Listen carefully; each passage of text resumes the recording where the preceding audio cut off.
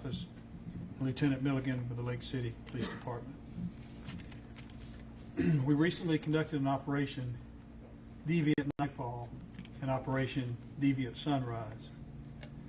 And the strength of these investigations simply is our partnership with other law enforcement agencies. We all have to work together to keep our communities safe. The agencies that participated in this operation along with NCSO were the FBI, Homeland Security Investigations, Florida Department of Law Enforcement, St. Johns County Sheriff's Office, Clay County Sheriff's Office, Florida Highway Patrol, U.S. Customs and Border Protection, Lake City Police Department, Jacksonville Sheriff's Office, Fernandina Beach Police Department, North Florida ICAC, North Florida Intercept Task Force, North Florida HIDA, State Attorney's Office, and the U.S. Attorney's Office. Without their cooperation and participation, this operation would not have been as successful. I'm especially proud of our NCSO employees for their hard work, coordination, and extensive planning they did to prepare for this operation. I especially want to give a shout out to NCSO Detective Josh Carter. Where's Josh at? In the back, for the lead for our agency. Our personnel are simply the best, and I'm so thankful to be able to work with them each and every day. We understand that criminals don't come and go according to city limits, county boundaries, or even state lines, and neither does our efforts. We are all one, and this is another example of that. So between January 15th and January 19th, we did a 4-day operation, and the focus of the investigation was to target individuals who utilize the internet and social media platforms to prey on children and solicit them for sex. If it weren't for the heroic work of the undercover detectives and personnel from all of these agencies, your children could have been victims, but they weren't, because we stood in the gap between good and evil. I will say this though, if you are a parent, the results of this operation should scare you. I can't believe how many grown men wanted to have sex with what they thought was a 13 or 14-year-old child. Telling the child nasty things they wanted to do and what perverted things they were going to do to the child. It was really disgusting. During the 4-day operation, we made 16 arrests on nightfall on individuals who traveled to a specific location in Nassau County to meet what they thought was a minor child for sex. Instead of traveling and meeting with children, they were met by law enforcement officers who were online posing as children. We also arrested another 7 people in Sunrise for soliciting minors for sex, but they never showed up. We came into contact with real monsters, real scary, creepy people. These disturbed individuals are out there. They're real. And I shudder to think how many have gotten away with this in the past or continue to do it. At one point, we had several chatting at the same time with undercover detectives who they thought was a 14-year-old child and wanting to come have sex with these underage children. That is scary. But here's what's important to understand, and I want parents to understand this. These aren't traditional criminals. But what they are doing, they're lurking online, searching and grooming children online to engage them in sexual conduct. They provided very raucous communication and sent pictures, inappropriate pictures, to what they thought was a 13 and 14-year-old child. And if they are willing to travel to the child's location to have sex, then I don't believe it's their first time doing this. So there has to be other victims out there. And if you are a victim, please contact law enforcement. So I want to introduce you to some of these fine, outstanding individuals. I'm not going to be quite as graphic as they were, but I want you to get a sense when we conduct these operations, who we deal with, the kind of people that are out there looking for children. Abdul Hassan Bababi, he's 33, from Jacksonville. He came here via Afghanistan. He was arrested on January 16th around 1:24 a.m. Suspect observed the victim's profile on the app Skip the Games and started a text conversation with a 14-year-old female.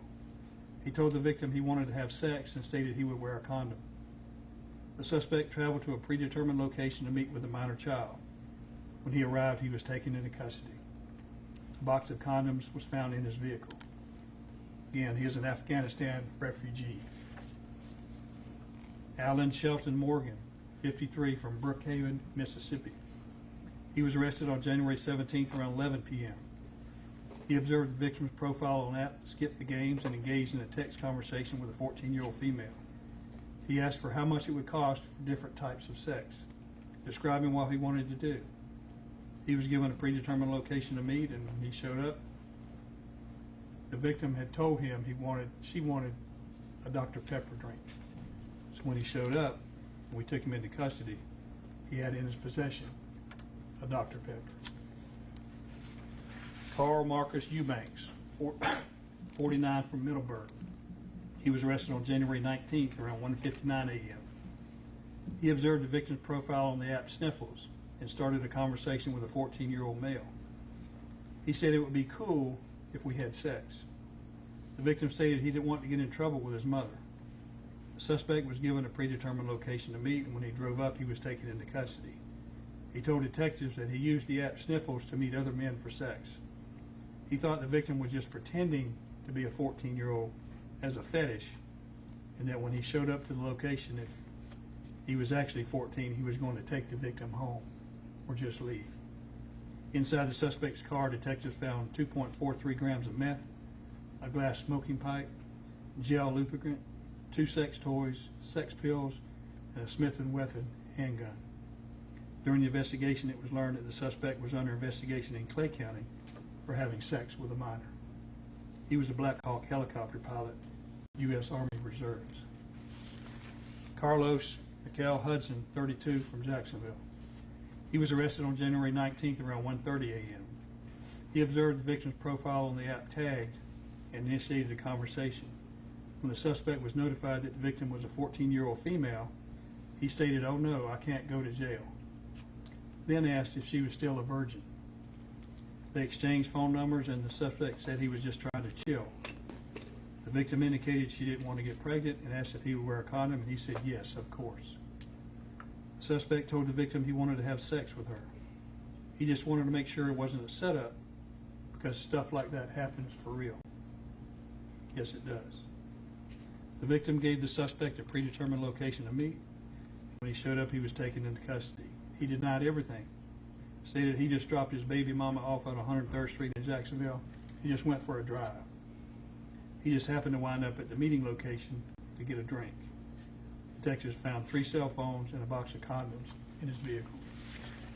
Christian Matthew Tillman, 24, from Orange Park. He was arrested on January 17th around 1 a.m. The suspect observed the victim's profile on the app Skip the Games and initiated a text conversation with a 14-year-old female. He stated, 14 is crazy, and I want to bless you, but I'm scared. The suspect then had an audio call with the victim. He stated, you look cute for 14. I want you. Wow. He then asked how much she charged. I got $100 for cash. Quick 2 minutes, he said. What if you fall in love and I start liking you? During the conversation, the suspect sent multiple pictures of his genitals. The suspect was given a predetermined location to meet. When he arrived, he was taken into custody, and he initially refused to identify himself. Dale Groban, 59, from Jacksonville.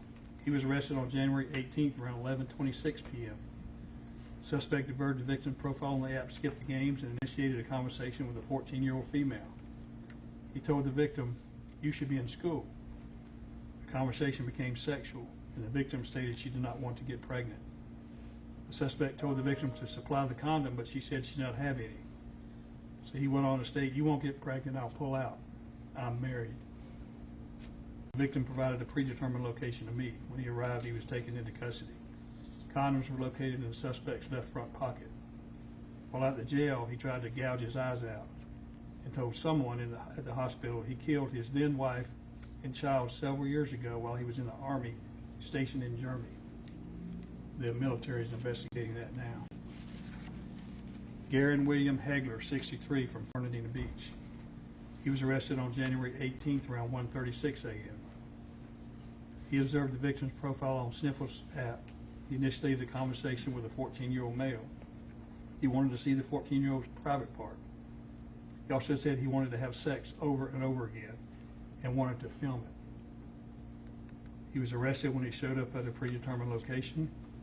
While searching his car, detectives found a sex toy, a tube of Vaseline, and a Walmart bag on the front passenger seat. He complained of chest pains when he was being interviewed and was taken to the hospital to get checked. Oh, by the way, while he was alone in our interview room, he started playing with himself. Maybe that's why he had chest pains. Also, while he was in the rescue unit on the way to the hospital, he started playing with himself again. And this guy is sick. Harrison Theodore Clark, 30, from Orange Park. He was arrested on January 19th around 2:02 a.m. The suspect observed the victim's profile on the app Sniffles and had a conversation with a 14-year-old male. He asked if his parents were home. The victim asked the suspect how old he was, and he stated 30, hopefully not too old for you. They exchanged phone numbers, and the suspect started texting.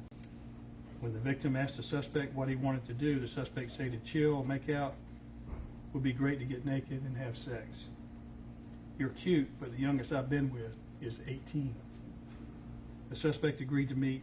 When he showed up, he was taken into custody. He told detectives he has developed an interest in juveniles through his addiction to pornography. He also attributed his interest to recent legislation making pornography more difficult to access. He was on the Clay County Soil and Water Conservation Board at the time. Hector Villatoro, 65, from Yulee.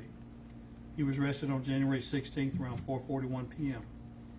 He observed the victim's profile on the app Skip the Games the previous day on January 15th and initiated a conversation with what was a 14-year-old female. He first stated that he did not want to go to jail, but then texted to meet the next day around 4 p.m.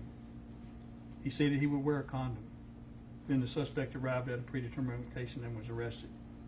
A handgun was found in his jacket and 2 condoms were found inside his car. Isaiah Jacob Jordan, 25, from Jacksonville. He was arrested on January 19th around 12:45 a.m. Suspect observed the victim's profile on the app Grindr and initiated a conversation with a 14-year-old male. After finding out the victim's age, he said, we can still talk if you want.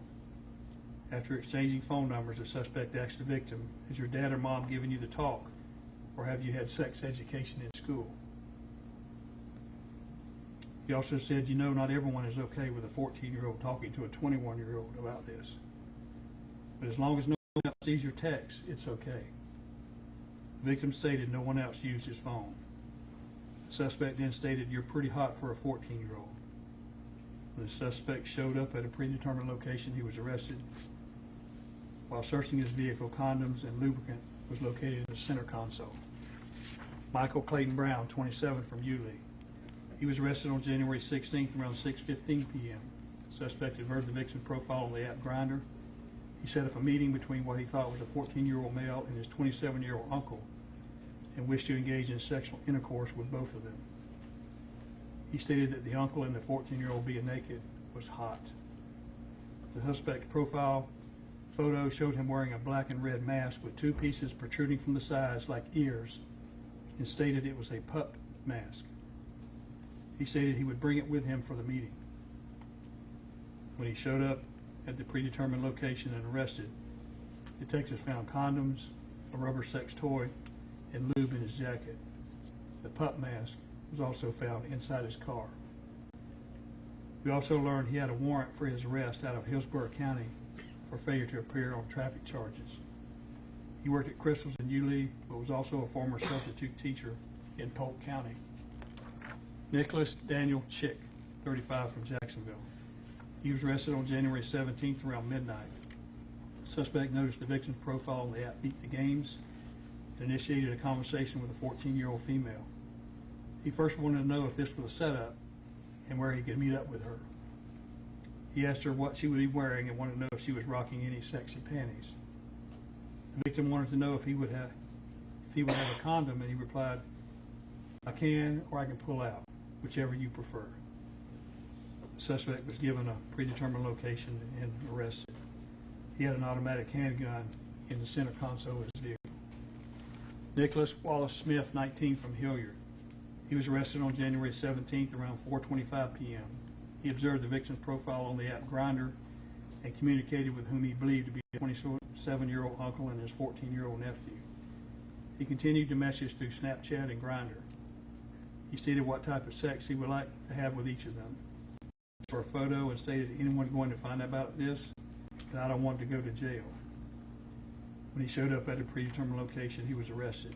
He worked at Zaxby's in Callahan. Randall Warren, 44, from Orange Park. He was arrested on January 18th around 10:52 p.m. The suspect observed the victim's profile on the app Skip the Games and started a text conversation with a 14-year-old female. He first wanted to know if she had any 18 or older friends. He was told no. Later in the conversation, he asked the victim for a date to Miami Blast. This is a slang for taking a hit of crack cocaine while having sex. He also wanted a price for everything and would wear a condom. He first wanted the victim to come to his place, and he would send her an Uber to take her. They eventually agreed to meet at a predetermined location. He actually had a friend drive him to that location, and he wanted to know if the victim had a friend for his friend. She said she did, but she was only 14. The suspect told her he would be stopping by Crystal on the way and wanted to know if she wanted anything. The victim told him she wanted a blue Powerade. So when he arrived, he was taken into custody, and inside the vehicle were Crystal hamburgers and a blue Powerade. Thomas Allen Brown, 44, from Middleburg. He was arrested on January 19th around 1 a.m. And talk about luck. He was the one that was giving his buddy a ride to meet up with a 14-year-old female for sex. When his buddy was arrested for traveling to meet a minor, NCSO detectives found a folded $1 bill containing 2.94 grams of meth in his vehicle, along with his driver's license. He was arrested for possession of meth. Willie Leon Wright, 40, from Green Cove Springs. He was arrested on January 17th around 7:31 p.m. The suspect observed the victim's profile on the app Skip the Games and initiated a text conversation with a 14-year-old female. He first wanted to see her picture and asked what address to meet up with her. He wanted to have sex, but the victim told him she did not want to get pregnant. He stated that he was fixed, so he couldn't get pregnant. She couldn't get pregnant from him. He then asked for the victim's Kik instant messaging application. He stated again on Kik that they would be having sex. The suspect was provided a location to meet. When he showed up, he was arrested. When he was taken into custody, he had a 3-year-old child in his vehicle asleep. When the child was checked by fire rescue, they indicated the child may have been given some type of medication to make him drowsy. The suspect said he was just on his way to a function in Georgia and just stopped to get gas. It's funny that he drove over 7 miles from I-95 and passed 5 gas stations along 200 before showing up at the meeting location just to get gas. He told his wife that when he was being arrested, his wedding ring came off and he couldn't find it. Did I mention that he is a registered sex offender and was previously convicted of lewd and lascivious battery, having sex with a victim 12 to 15 years of age when he was 27 years old? And oh, by the way, he is also a church pastor. On the Operation Deviant Sunrise board are individuals who solicited a child for sex. Some of these sent nude photos of themselves, but they did not travel to meet the individual, to what they thought was a 13 or 14-year-old child. But nonetheless, they are just as nasty. Harry Elmer Shop, 58, from Briceville. He was on the app Skip the Games and solicited what he thought was a 14-year-old for sex. He said age was just a number. James Robert Griffin, 54, from Palatka. He was on the Bumble app and sent photos of him and his dog, as well as nude photos to what he thought was a 13-year-old. Darian Jarvis Williams, 33, from Valdosta, Georgia. He was on the Meet Me app and communicated with what he thought was a 14-year-old. He said he was just chilling, smoking weed, and sent a graphic photo of himself. Kevin Clifford Lynch, 40, from Maysville, Georgia. He was on the Skip the Games app and solicited what he thought was a 14-year-old for sex. Bruce Milton Roberts, 35, from Jacksonville. He was on the Jack app and sent photos of himself partially clothed to what he thought was a 14-year-old. Julius Madison Faji II, 64, from Jacksonville. He was on the Scout app and solicited what he thought was a 14-year-old. He stated if he got her pregnant, he would take care of her and the child. Javier Eduardo Melendez Serrano, 29, from Honduras. He was on the app Skip the Games and communicated with what he thought was a 14-year-old. He sent new photos of himself, said he would pay her $150 for sex. No, by the way, he was in the country illegally, and once his state charges are taken care of, he will be turned over to immigration for deportation after those charges are taken care of. So we never know who or what to expect when we conduct an operation like this. We have participated in other operations in other counties several times, and every time we arrest several people who want to get to your child. However, it does take a lot of resources to conduct one of these operations.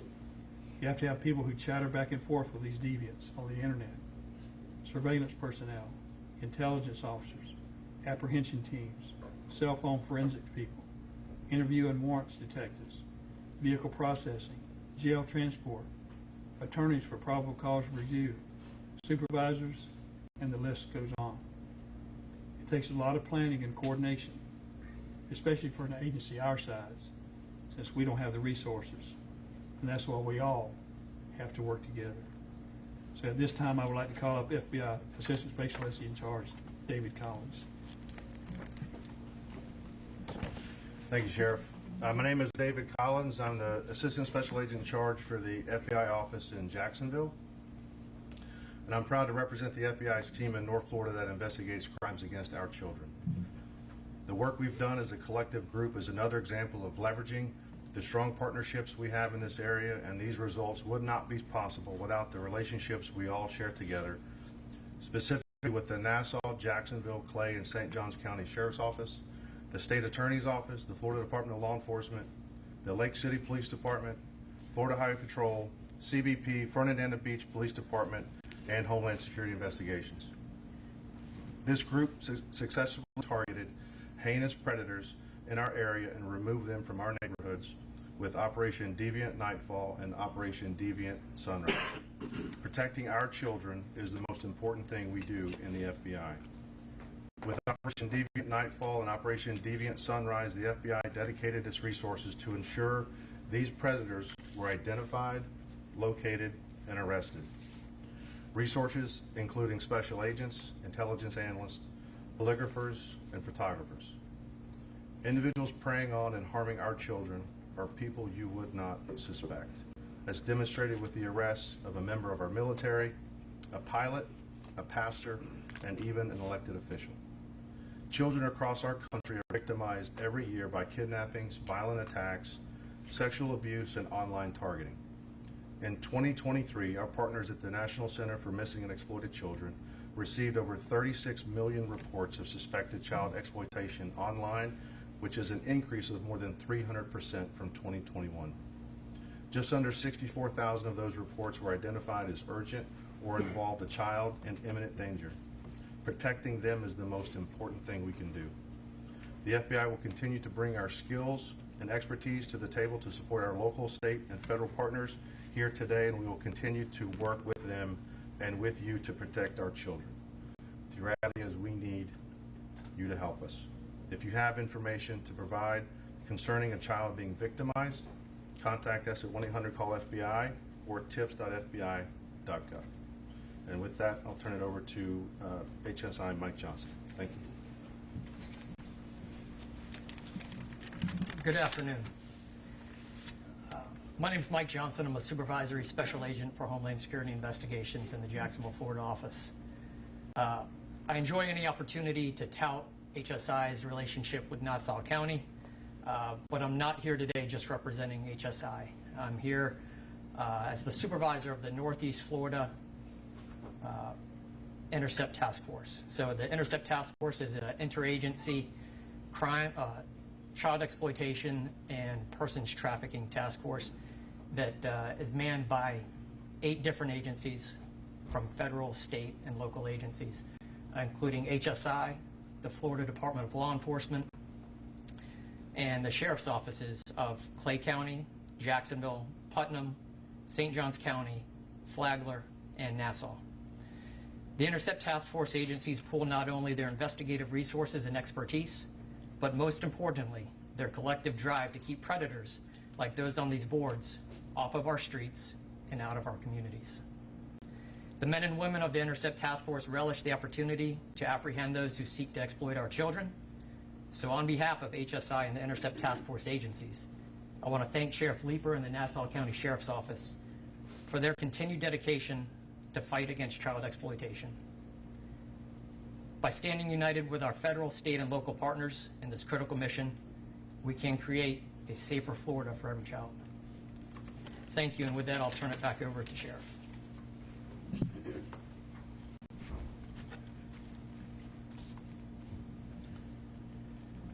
Child pornographers can go into the deep, dark web, and they are very difficult to find.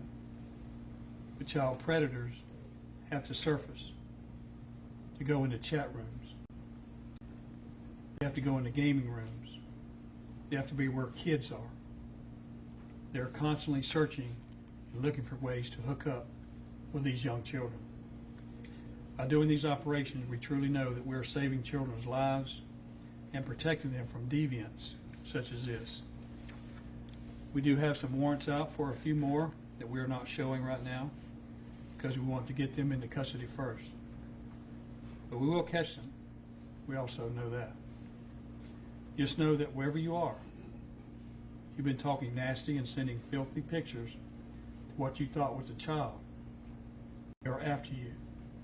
If we didn't get you this time, we will get you next time. In order to stop this, we need parents to quit being in denial that their child would never think about doing something like this. Second, parents have to understand that the first line of defense is at home. They have to know what their kids are doing online.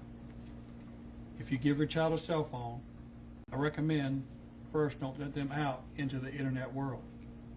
But if you do let them out into the internet world, you need to have an app on your phone where you can trace and know everything your child is searching up or who they're talking to.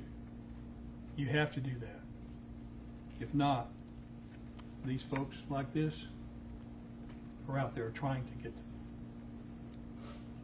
We have a safe community here, and I'm going to do my best to keep it that way. Our citizens want law and order. Our county is growing tremendously, but along with that growth comes public safety issues and concerns, which we as a community must tackle together. So I'm proud to say that our citizens support public safety in what we do to protect our citizens.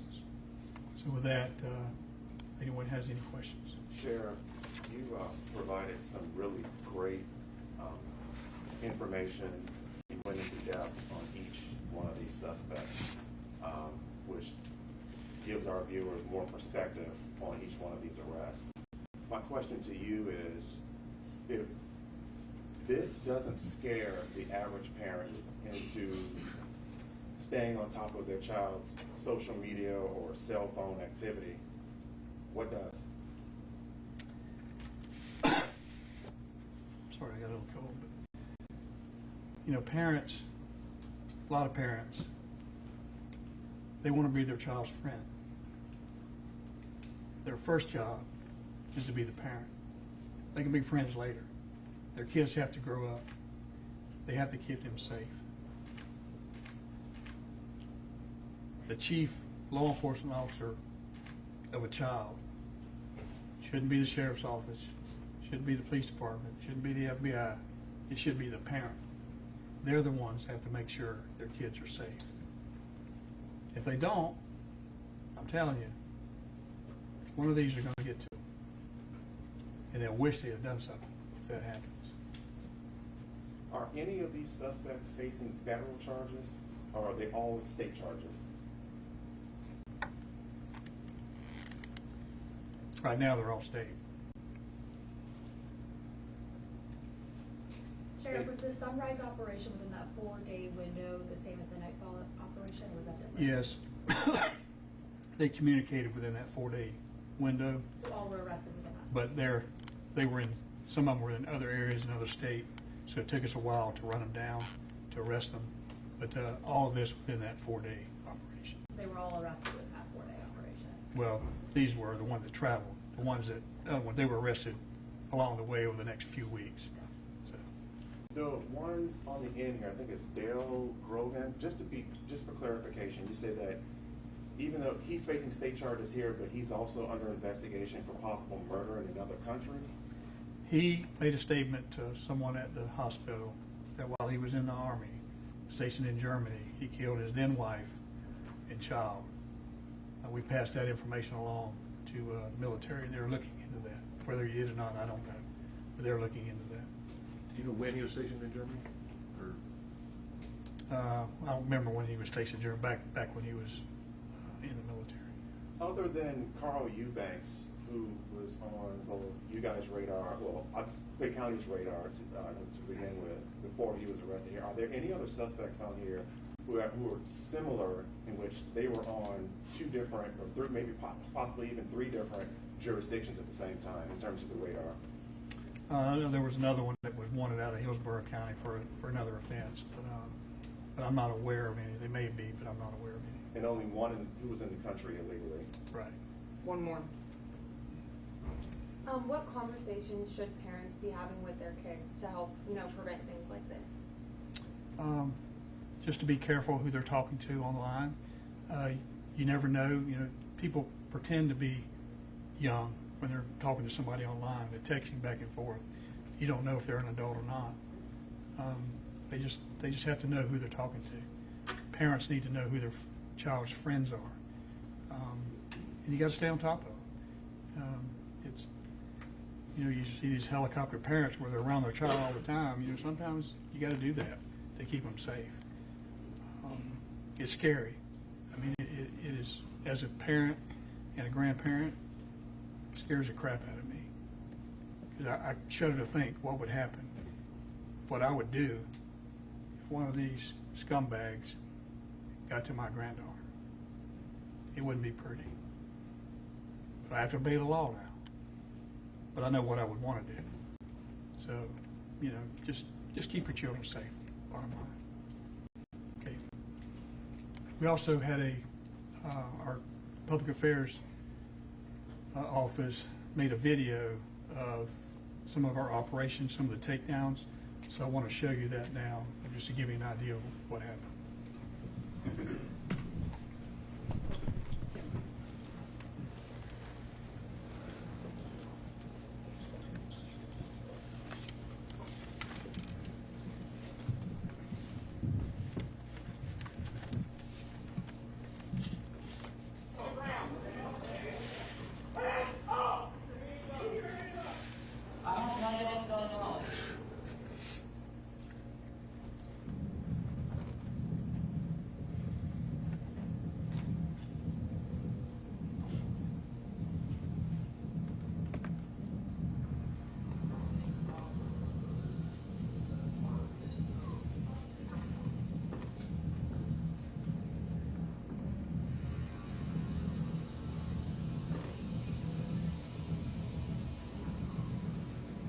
Undercover investigators present themselves as, children of various ages.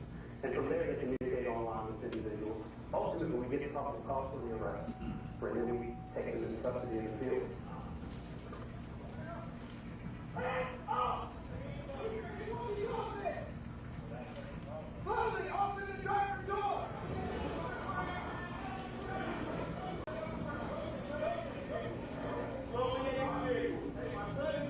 The one arrest that sticks out in my mind most notably is the suspect who decided to bring, chose to bring his 3 or 4-year-old son to meet an alleged 14-year-old for sex. And during the midst of this encounter with fire rescue personnel, the child admitted that the father gave him medication, presumably to be asleep while he had sex with this child here in our community. To me, that's completely despicable, and no child should be around a father who would put them in that type of situation.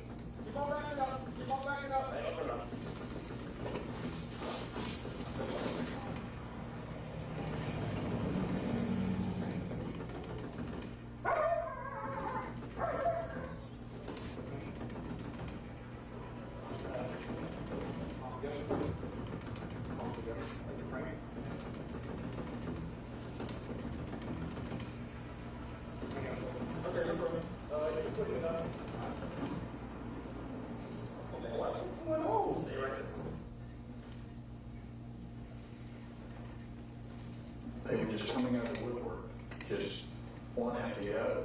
The messages they were sending, the things they were saying that they wanted to do to a child was just mind-boggling. How someone gets in that position in their world to want to do that.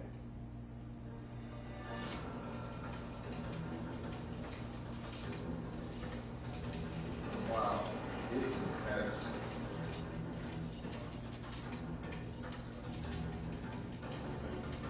This is not a game. You need to understand.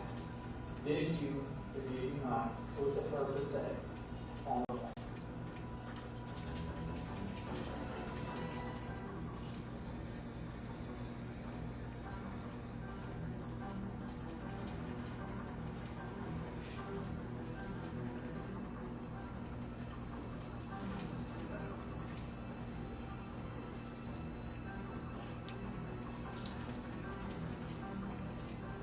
Well, these individuals that we arrest in these operations, they're scumbags. They're the worst of our society to prey on children for sexual acts. And they're sick. They're sick. And they need to be in jail. And that's where these people are going to be, hopefully for a long time.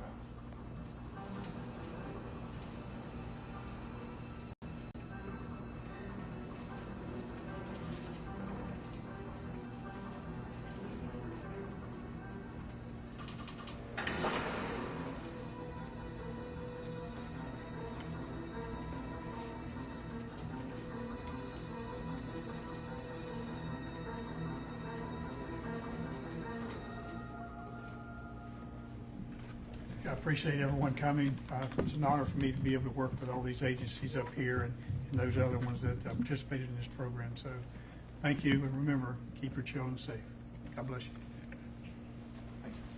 Thank you, Sheriff.